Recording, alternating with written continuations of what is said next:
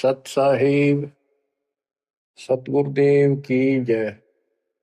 बंदी छोड़ कबीर साहिब जी की जय। बंदी छोड़ गरीबदास जी महाराज जी की जय। स्वामी राम देवानंद जी गुरु महाराज जी की जय हो।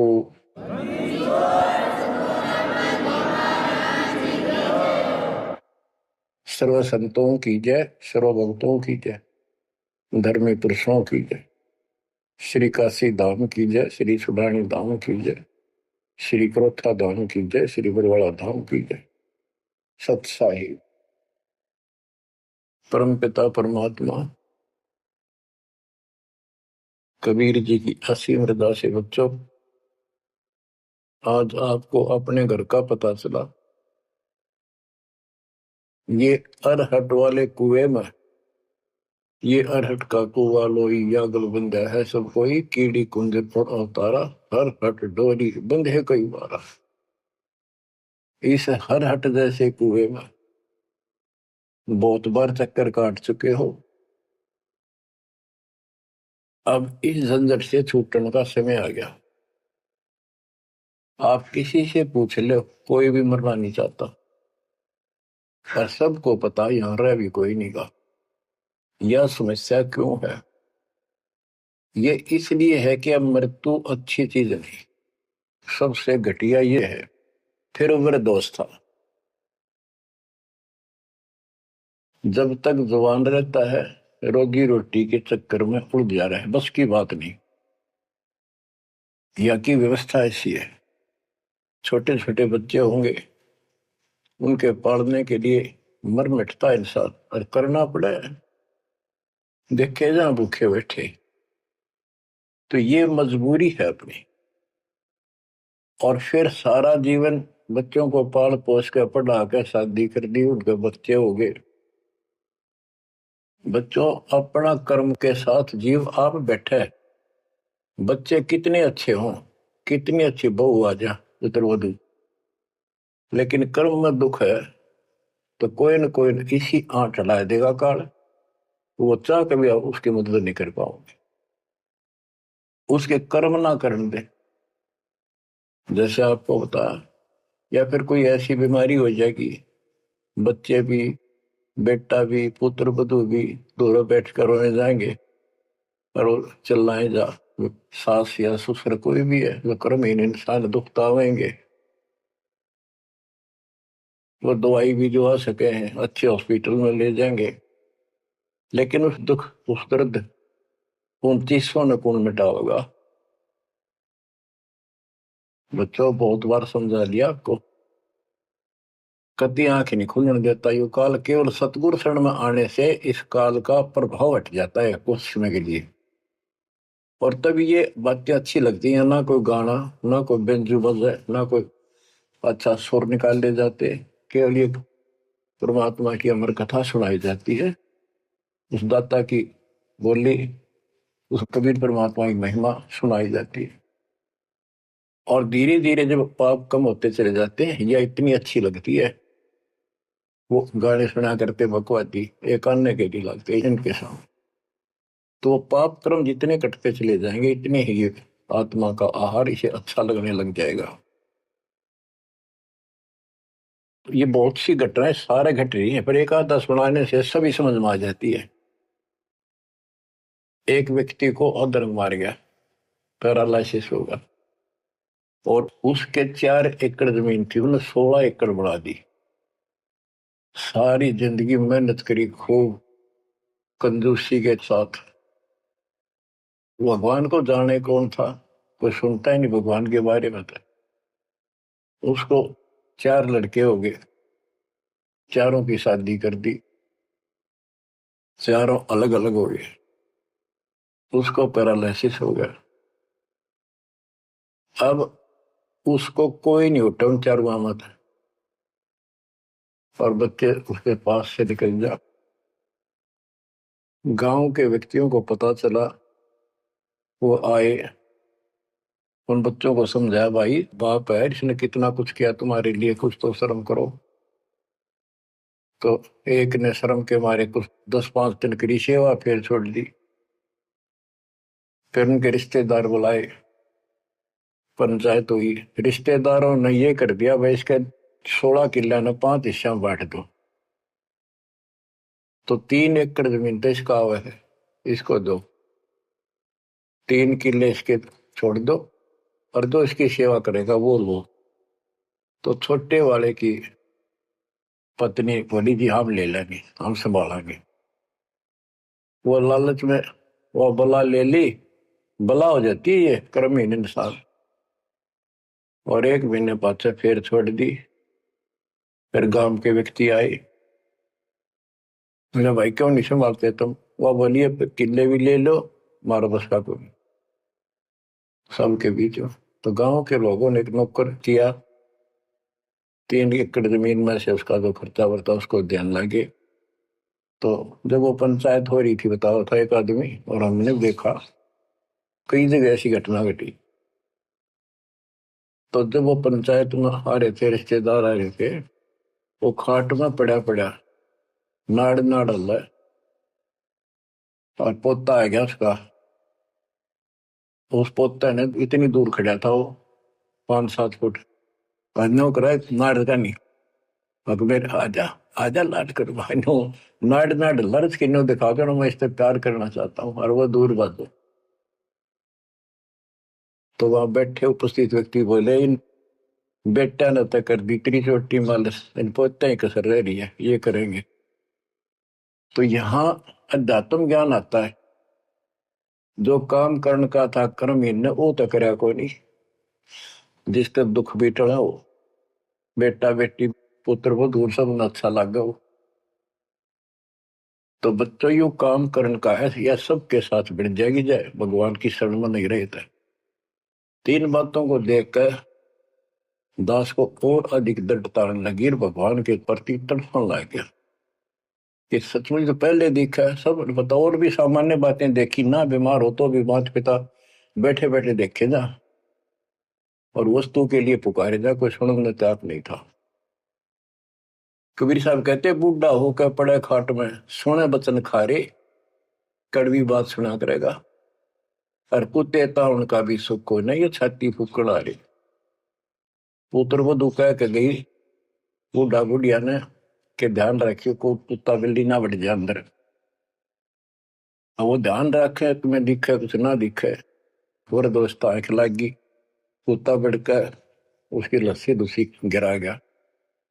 वो पानी लेकर आई तो उन्होंने कहा तारा इतना भी सुख कौन, तो कुत्ते ने रोक दो, छाती फूक दी तुमने मेरी। तो परमात्मा कह दे फिर ये एक वचन सुनोगे तुम, ये कथा सुनने को मिलेगी अमर कथा तुम्हारे को। जो काम करने का वो कर लो, भक्ति करो, और फिर देख घर में भी सुख, शरीर में भी सुख, और सारे बच्चे भी भक्ति मार्ग पर लग जाएंगे। बच्चे सत्संग में जाएंगे, उनके मन दया पैदा होगी, भगवान का डर होगा, उनको अपने कर्तव्य का ज्ञान होगा कि माता पिता की भी सेवा करनी चाहिए, इन में पाला पोसा है, दया बनती है अंदर इस ज्ञान से।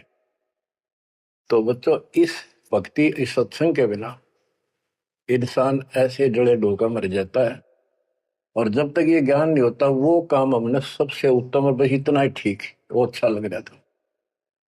तो यहाँ कबीर साहब कहते सतगुरु के उपदेश का सुनिया एक विचार, जय सतगुरु मिलते नहीं फिर जाते यम द्वार।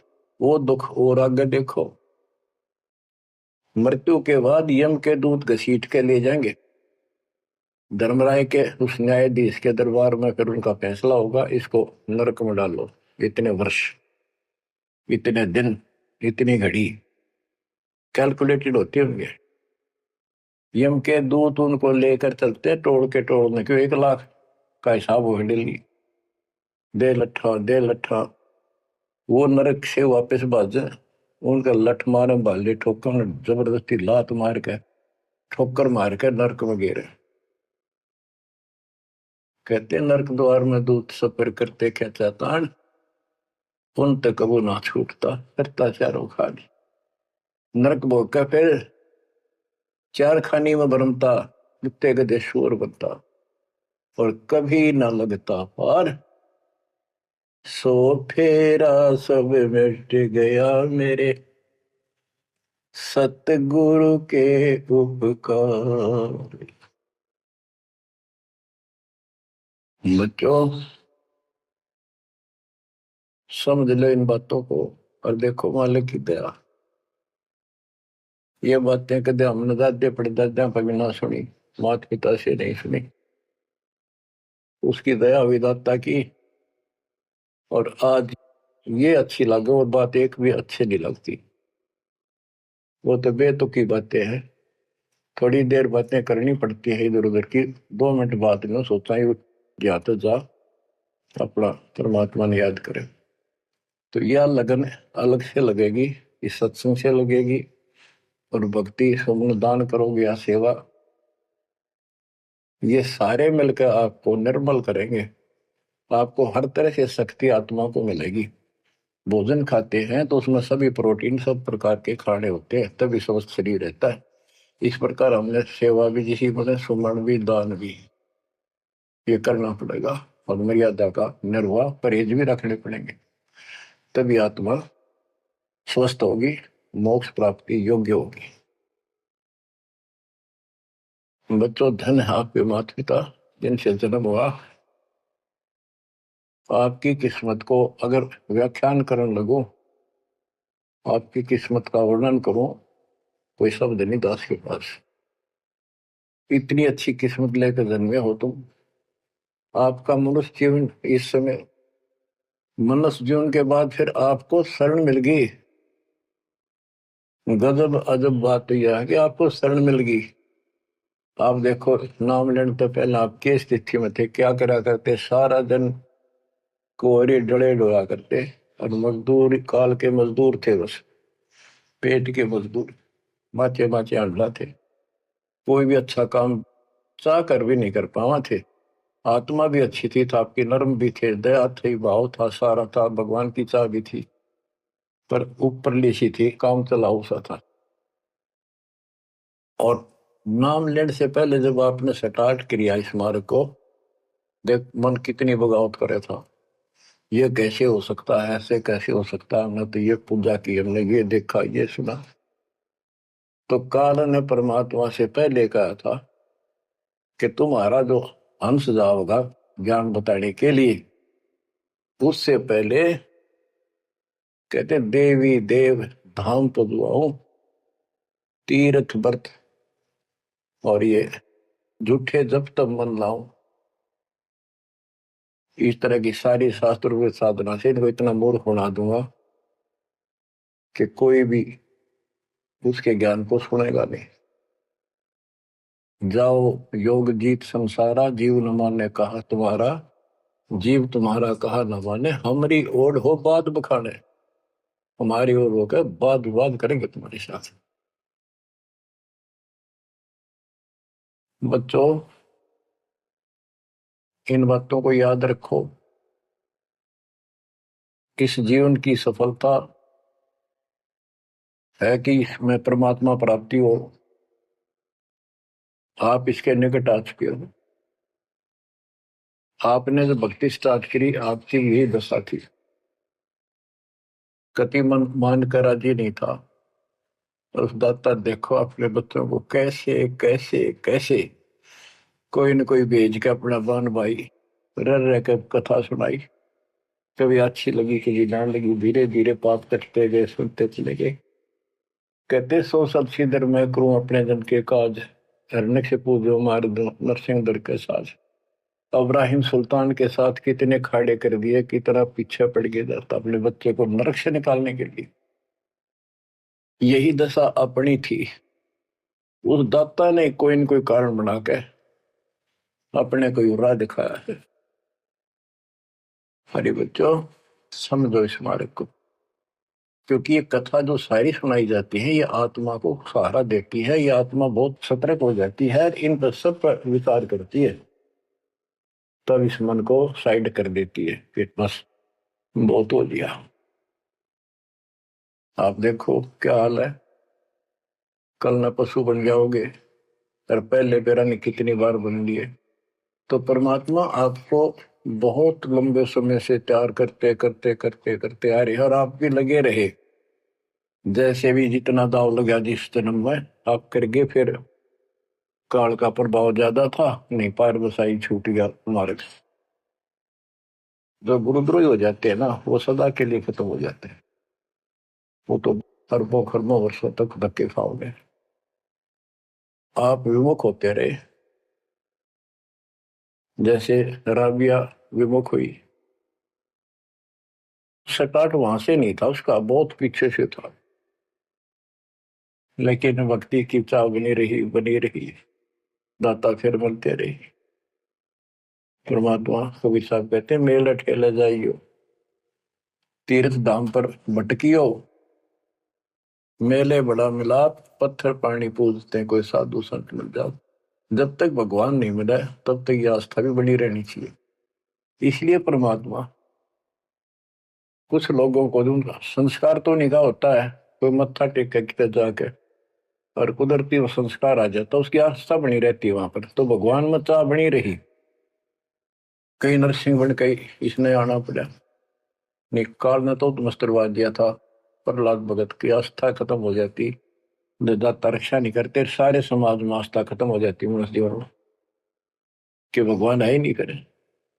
ईशा दिखा दिया भगवान, आज तक याद है भगवान है, इसलिए हमारी चाह बनी रही परमात्मा के प्रति। तो बच्चों, परमात्मा की असीम रजा आपके ऊपर। परमात्मा 600 साल पहले हमें राह दिखाने लगे थे, और उसी समय से आज तक बीच में अपने संत गरीबदास जी को बीच में मिले, इस भक्ति को फिर से जीवित कर गए, इस अध्यात्म ज्ञान को फिर से कभी खम्भ रोप गए, इनके माध्यम ये यथार्थ ज्ञान देख। और 300 साल से अमर ग्रंथ यहाँ पढ़ा करते थे गरीबदासी, गरीबदास के 12वें पंथ वाले। मेरे गुरुदेव के अतिरिक्त किसी के पल्ला नहीं पड़ा। उन्होंने दास को दिया ये खजाना, उसके बाद गहनता से इसका अध्ययन किया, आशीर्वाद उनका रहा। आज ये खजाना खोल दिया, गुरुदेव का आशीर्वाद, कबीर साहब का वचन, 5505 कलयुग बीत चुका, तो ये खेल तो होना ही था।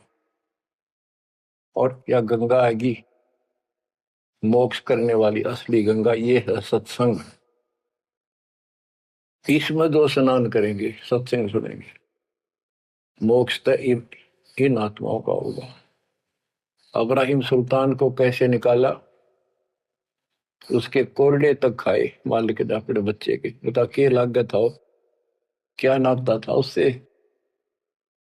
अब यहां विचार कर लो, उसका हमारे से क्या नाता है, कितना गहन नाता है। वो हमारा पिता है, वही हमारी माँ है। उस परमात्मा में हमारे प्रति माँ और पिता दोनों का मोह है, कितना जबरदस्त हो सकता है वो देखो। तुम अपनी गलती से फंस गए, पर वो बैठा उस पर भी नहीं जाता खाली, कि कुछ तो निकालो काल के जाल से। आप आंख खोलो, इस मार्ग को दृढ़ता से ग्रहण करो, बच्चों वाली बातें छोड़ दो, सारा संसार एक तरफ हो जाए, आपने एक तरफ होना पड़ेगा।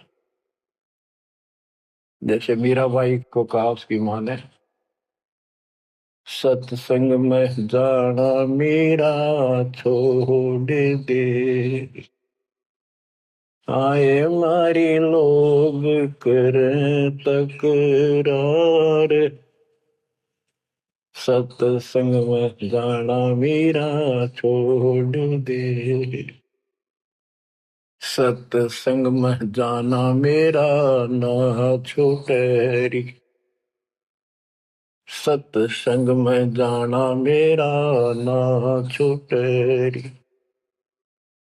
तारी चाहे दल कमरो संसार, सत्संग में जाना मेरा ना छूटे। इस दशा में, इस स्थिति में आपको आना पड़ेगा। ये संसार साथ नहीं जाएगा, ये संसारिक व्यवहार आपका कति काम नहीं आऊगा। ठीक है, बेशर्म होना भी नहीं, जितना हम समाज में सहयोग कर सकते उस तरफ में रहना पड़ेगा। प्यार दें सबको, नमस्कार करें, बड़े छोटे की कदर करें, अच्छा व्यवहार करें, हेल्प करें, लेकिन जहां अपने भक्ति में बाधा हो उसका नमस्कार करे, हाथ जोड़ लें दूर थे। बच्चों, गरीबदास जी ने बताया है, गोरख से ज्ञानी गणे और सुखदेव दती जिहान, सीता सी गो भारिया संत दूर स्थान। पुण्यात्मो, आपको अध्यात्म सिलेबस, ये अध्यात्म का पाठ्यक्रम पढ़ाया जा रहा है, दास टीचर है, और इसको बार बार रटवाऊंगा, बार बार समझाऊंगा, क्योंकि टीचर सारा साल उस सिलेबस को रह रह कर रिपीट करवाया करे, तब बच्चों के आत्मा में, उसके मन में, बुद्धि में वो सेट होता है। तो बच्चों, आपको ये सिलेबस दास बार बार रिपीट कराएगा और ध्यान से उत्सुकता से सुनते रहना। परमात्मा के ज्ञान को, सत्संग को सुनो, जब कति एकाग्र चित्त से सुनो। गरीब गोरख से ज्ञानी घने, सुख देव जति जिहान, सीता सी बहु भारिया संत दूर स्थान।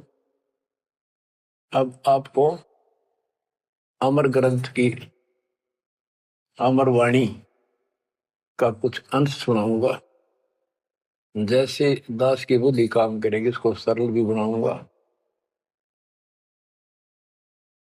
गरीब यज्ञ जब पांडव राजा, नो ना तो नहीं ना दुबाजा, 84 सिद्ध रिद्ध सब मोहे, पूर्ण ब्रह्म ध्यान नहीं जो है।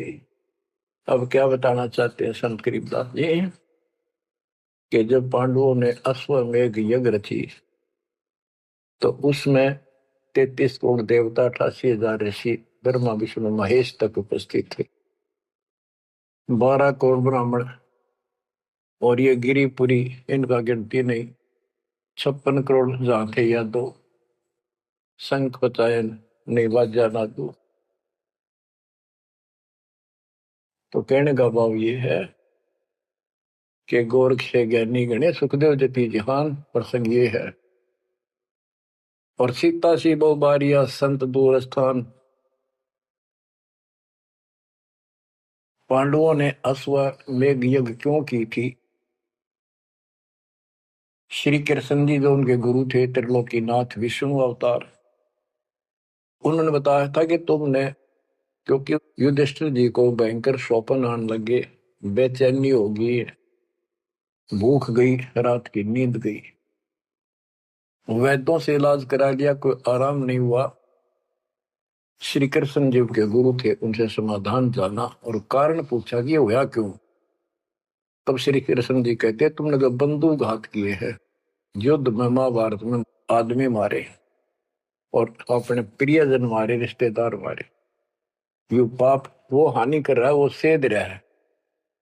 समाधान ये है कि अश्वमेघ यज्ञ करो और पूरी पृथ्वी पर न्योता दे दो, कोई आओ, धर्म यज्ञ करो एक, और धर्म यज्ञ सफल होगी तो तुम्हारा यह दुख दूर होगा, अन्यथा नहीं होगा।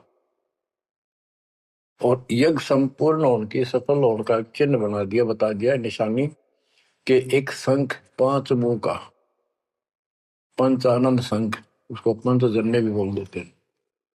पंचायन, आनंद माने मुख होते हैं, पंचानंद 5 मुख का शंख एक अलग स्थान पर रखा जाएगा। वो कोई बजाएगा नहीं, आप पर बाजेगा। वो बाजेगा तब जब कोई पूर्ण संत, अच्छी करने वाला उसमें भोजन खा लेगा। तो 33 करोड़ देवता बुला लिए, 88,000 ऋषि आगे, 12 करोड़ ब्राह्मण आगे, तो किसी से भी शंख नहीं बजा। न्योता देने के लिए चारों पांडवों की चारों दिशा में ड्यूटी लाई थी, युधिष्ठिर ने छोड़ दिया कि भी न्योता दे का निमंत्रण दो। भीम का निमंत्रण देने की जो दिशा थी, ड्यूटी थी जिस साइड में, उसमें सुदर्शन नाम के एक सुपच, जिसे आजकल शेड्यूल कास्ट कहते हैं, उसमें सुपच कहते थे, और वाल्मीकि जाति में थे वो। भीम वहां गया। भीम ने उनको निमंत्रण दिया कि भगत जी हमारे वहां आइयो, और मैं युधिष्ठिर राजा का भाई भीम हूं, और ऐसे ऐसे हमने एक अश्वमेध यज्ञ रची है, आप आमंत्रित हैं। तब सुदर्शन जी ने कहा, सुपथ ने, कि भीम तुमने तो इतना पाप कर रखा, कसाई भी फीका पड़ गया, तुमने ऐसा जुल्म कर दिया। वो बहन आज तक रो रही है, जो विधवा होगी सैनिकों की, उनके बच्चे टक्कर मार रहे हैं, माँ से पूछ रहे हैं पिताजी कब आएंगे छुट्टी। उनकी माँ एकांत में ज्यादा रो रही है, तुम बैठ के ठाठ कर रहे हो और तुम मौज कर रहे हो, तुम तो नरक में डाले जाओगे। मुझे बुलाना है, जो अश्वमेघ तुम करने जा रहे हो, ऐसी अश्वमेघ 100 का फल मुझे संकल्प करो, 100, तब मैं तुम्हारे जाके रोटी खाऊं, मैं कौन पड़े से नरक में। अब अहंकार था भीम को कि हमारी यज्ञ तो सफल होनी है, क्योंकि श्री कृष्ण जी रहे साथ। तो उस भगत को कहा कि तेने आना होता जी, निफालतू ना बोले, कि तेरे बिना वो काम अड़ा है, हमारे कोई आंट नहीं लगती। तो सुदर्शन जी चुप हो गए, साकट और सवाल को उल्ट जवाब ना दे। जब उनका कति संपूर्ण नहीं हुआ, वो काम नहीं बना, 33 करोड़ यादव सारे आ लिए, सबने भोजन खा लिया। शंख नहीं बजा, जब एक दूसरे के मुंह को देखा है, वो उपस्थित ऋषि संत देवता ये बतला रहे हैं कि इनके पाप गणे कर लिए इनने। शंख बजेगा कहां से, अपने ऊपर ना लेते। अब जैसे ये माया के अंग का प्रसंग है, वाणी वो चल रही है कि इस देवी ने, इस माया ने काल के दबाव में यह सबको भ्रमित कर रखा है, सत साधना करने नहीं देती, शास्त्र साधना में डरे डुबावे, कर तो काट रहा है, लेकिन यह उसके दबाव में आ गई, या क्या करे, फंस गई, इसके साथ आकर निकम्मे गए।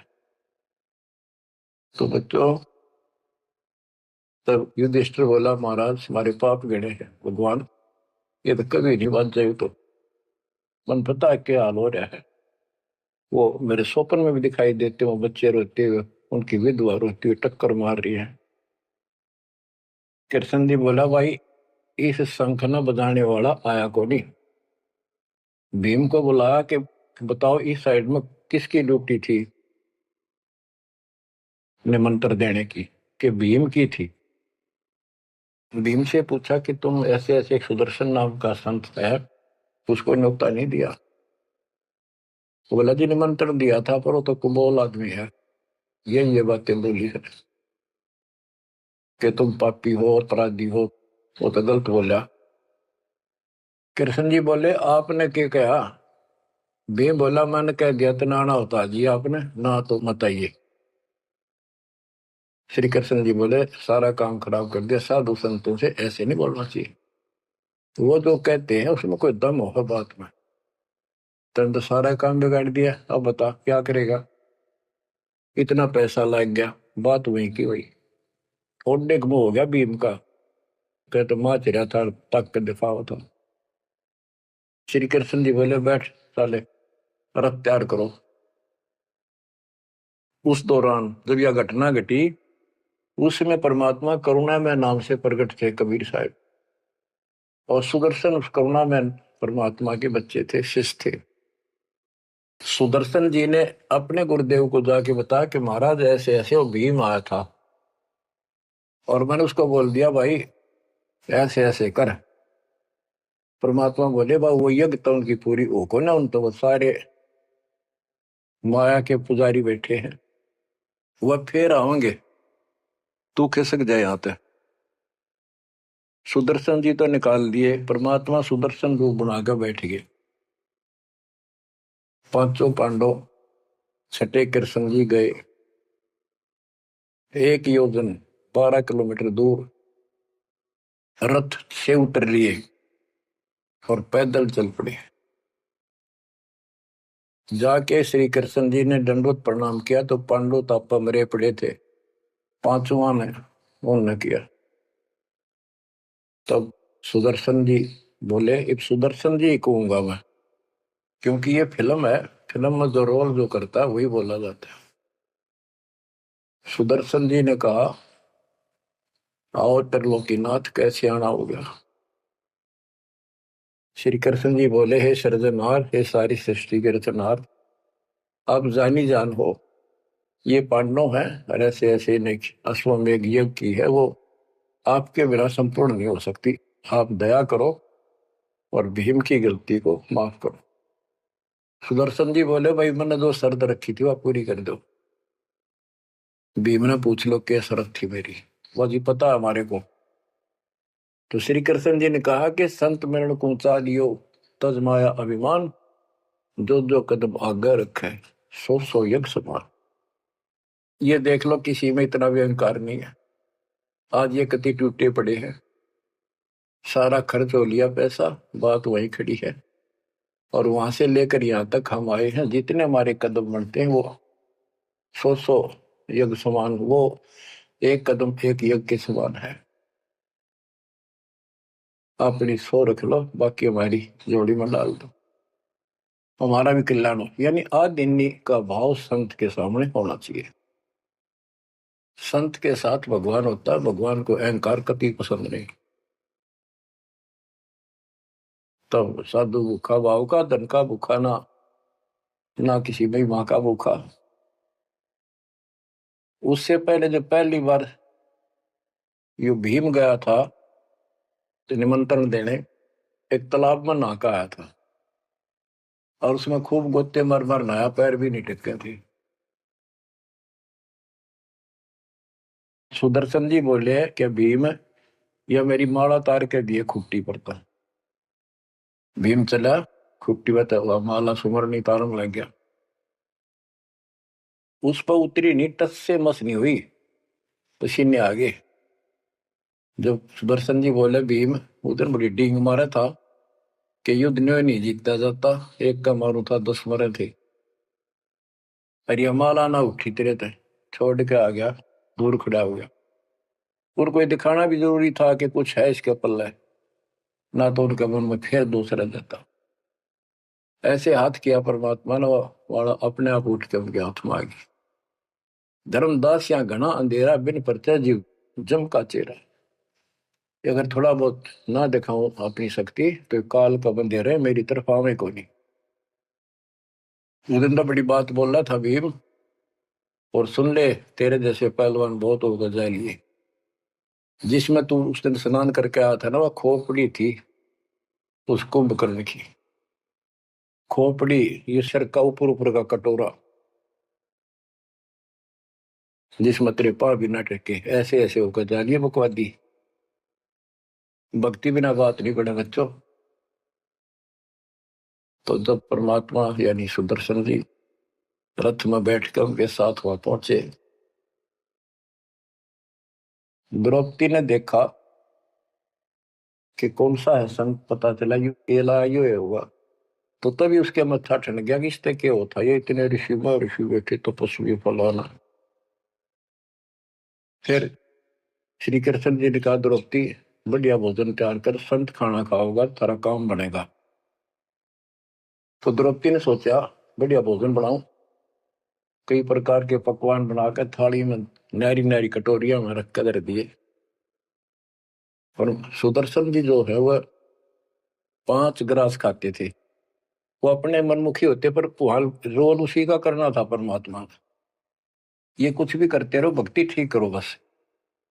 तो उनमें सब में से थोड़ा थोड़ा मिला के इकट्ठा कर लिया, खिचड़ी ही बना ली, कति रला दिए कि सारे पकवान वहां मिल जाए और सबका भोग लग गया। द्रौपदी मन में सोच रही थी, मैंने 1 घंटे तक आंख पड़वाई दूं मैं और इतने बड़ी आइटम बढ़ाए। अक्षंत खाओगा, रंगुली चाटेगा और सरा होगा किसने बनाई है सब्जी रोटी। पर इसने कुछ करना आता ना, और ना शूद्र का शूद्र, ये कहाँ के शंख बजाएगा ये।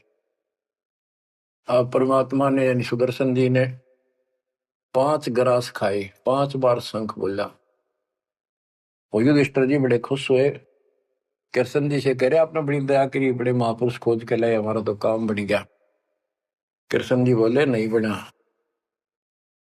ये तो शंख कंटिन्यू बजना चाहिए था अखंड, और काफी देर तक स्वर्ग तक सारी पृथ्वी पे इसकी आवाज जाएगी, धीमी धीमी मीठी मीठी प्यारी प्यारी, तब सफल होगी। युधिष्ठिर बोले हे भगवान, अब कौन रह गया, किसको लाओगे। बोला भाई इस वाल्मीकि के बाल सब ना ही 3 लोग, ये के वाल्मीकि दिखे तुमने, इसके एक बाल के समान भी 3 लोग नहीं है, इतनी ताकत है इसमें, इतनी भक्ति की शक्ति है। अपने घर में कमी है वह खोजते। द्रौपदी बुलाई, द्रौपदी से कहा कि बहन साची बता, तेरे कोई दोष आया इस महापुरुष के प्रति। तो उसने सारी बता दी जी, ऐसे ऐसे मेरे मन में दोष आया। द्रौपदी शुक्र मना तेरे घर पर टूक तोड़ ली, स्नान का खाना खा लिया, तो अपने घर सब 2 रोटी खा कर सोते हैं, कोई भूखा नहीं सोता, भगवान सब न दी है। इस तरह का अहंकार करने से काम नहीं बनते। इसके चरण धोकर पियोगी ने, जब तेरे अंतःकरण का पाप भी दूर होगा और कुछ राहत भी तब मिलेगी। अमृता क्या नहीं करता। द्रौपदी लाई बढ़िया सी थाली परात उठाकर चांदी की, और उसमें लोटा लेकर संत के चरण धोए, गाल के कटोरे में पीण लगी। कृष्ण जी बोले बहना दा मुझे भी देना, ईशे महापुरुष का चरणामृत कद कद मिल रहा है। तो आधा द्रौपदी ने पिया, आधा श्री कृष्ण जी ने। और फिर वो देखो अखंड बाजा, वो ऐसे ढंग से बजाए तो धीरे धीरे धीरे धीरे सुर बढ़ता चलेगा, स्वर्ग तक पूरी पृथ्वी पर आवाज गई, कण कण में सुनाई दिया। और जो पेड़ थे पौधे पूरे के पूरे बसंत की तरह फूल आगे और खिल गए, इतना सुंदर मौसम होगा सुहावना। गोरख से ज्ञानी गढ़े और सुख दे जती जिहान, सीता सी गो भारिया संत दूर स्थान। संत को ऊपर दिखावे से ज्यादा मीठी मीठी लंबी चौड़ी कथा सुनाने से, अटपट करके प्रवचन करने से पहचाना नहीं जा सकता। तो बच्चों, न जीव की सी बुद्धि है को पहचान दे, पहचान लिए होते तो कबीर भगवान आए न थे, संत गरीबदास जी आ रहे कहने गए। अब बच्चों आपको थोड़ी सी अमृत वाणी सुनाता हूं। ग्रीव फिर पांडवों की यज्ञ में शंख पंचायन टेरे, 12 कोटि पंडित जहां पड़ी सबन की मेरे। यज्ञ रची जब पांडव राजा, नौ नाथों ने नादू बाजा। उस यज्ञ में 9 नाथ, 84 सिद्ध, 33 करोड़ देवता, 88,000 ऋषि, 12 करोड़ ब्राह्मण और 56 करोड़ यादव, जो श्री कृष्ण के वंशज थे, जो पांडवों के रिश्तेदार थे। क्योंकि श्री कृष्ण जी की बहन सुभद्रा अर्जुन के ब्याही थी। या क्या कहते हैं, यज्ञ रची जब पांडव राजा, नौ नाथों ने नादू बाजा। 84 सिद्ध रिधि सब मोहे, पूर्ण ब्रह्म ध्यान नहीं जो है। अब माया के उनकी वाणी पर देखो छिए, इन्होंने बताया है कि 84 सिद्ध 9 नाथ ये रिद्धि सिद्धि में उलझा रखे थे। 84 सिद्ध रिद्धि सब मोहे, इन्होंने पूर्ण ब्रह्म ध्यान नहीं जो है, पूर्ण परमात्मा की भक्ति नहीं करी। कोटि 33 यज्ञ के माही, सुर नर मुनि जन गिनती नाही। 56 कोटि जहां थे यादो हो, जिनसे नाही बाजा ना दू हो। कोटिक वक्ता वेद उचारी, ना बयम संपूर्ण सारी। सर दर्शन की गिनती नाही, अनाथ जीव जी में बहु माही। ओहो, सठ दर्शन ये गिरिपुरी कहती है बहुत गड़े आए हुए थे, और अनाथ जीव भी बहुत गड़े आए। सुर नर मुनि जन तपा सन्यासी, दंडी वृत्त बहुत उदासी। कामधेनु कल्प वृक्ष ही लाए, 3 लोक के सुर नर आए। 5 पांडव कृष्ण शरीरा, जिनसे यज्ञ बही नीव थीरा। होय होय, 5 पांडव और श्री कृष्ण जी वही खाना खा चुके थे, उनसे यज्ञ बही नहीं थीरा, उनसे यज्ञ नहीं हुई पूरी। एक बाल्मीक नीचे कुल साधु, जिन शंख पचायन पूरे नादु। और गनो माया के पूता, ब्रह्म जोगनी सब ही दूता। ओहो, कहते हैं एक बाल्मीक नीचे कुल साधु, जिन शंख पचायन पूरे नादु। ये और गनो माया के पूता, ये औरतें माया के भ्रमित है, माया सिद्धि प्राप्त करके लोगों को प्रदर्शन कर रहा, ये भी माया जाल। या महिमा पागी न, इनमें खेल ले गए खिलौने से, या माया ये देवी न उलझा रखे काल के दबाव। कहते हैं और गनो माया के पूता, ब्रह्म जोगिनी सब ही दूता। आप क्या बताते हैं? गिरि 5 पांडव संग हैं, और 6 कृष्ण मुरार। चलिए हमारी यज्ञ में हे समर्थ सिरजनहार।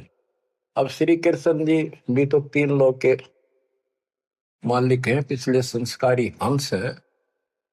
परमात्मा ने उनको सद्बुद्धि दी, उनकी दिव्य दृष्टि खोली कुछ समय के लिए, तो उनको भगवान दिखाई दी था। वो सुदर्शन उस दिन थे भी भगवान, पर उसको एहसास था, क्योंकि अध्यात्म मार्ग के अंदर अपने आप आत्मा अपने से शक्तिशाली के आगे नीचे हो जाती है, मुरझा जाती है। गिरि 5 पांडव संग हैं, और 6 कृष्ण मुरारे। चलिए हमारी युग में समर्थ सृजनहार। गिरि पांडव यज्ञ अश्वमेघ में, सतगुरु किया पिया ने। 5 पांडव संग चले, और 6 भगवान। गिरि पांडव यज्ञ अश्वमेध में, बाल्मीक की बे। शंख पचायन बजाइया, राख्या नहीं संदेह। गिरिव सुपच रूप धर आइया, सतगुरु पुरुष कबीर। 3 लोक की मेदनी, सुर नर मुनि जन भीड़। कहते हो सुपच का रूप धरकर स्वयं सतगुरु परमेश्वर कबीर जी आए, जहां पर 3 लोक की सेना बैठी थी मेदनी। या दुनिया भरी पड़ी थी, 33 करोड़ देवता, 88,000 शेरियो, 56 करोड़ यादव। 33 कोटि यज्ञ में आए, 688 सारे। 12 कोटि वेद के वक्ता, सुपच का शंख बजा रे। के 33 करोड़ देवता, 88,000 ऋषि, 9 नाथ, 84 सिद्ध, 12 कोटि वेद के वक्ता ब्राह्मण, ये सारे वहां पर बैठे थे। उन तो ये छोटा सा काम नहीं हुआ, 3 ताप के अंतर्गत पांडव दुखी हो रहे थे। तुम कौन राम का जपते जापम, तात कटे ना 3 ताप। तो बच्चों, परमात्मा की आपके ऊपर असीम रजा है, आपको पूर्ण परमात्मा की भक्ति मिली, पूरा सतगुरु मिला, आपको मोक्ष दे दाता सच्चाई।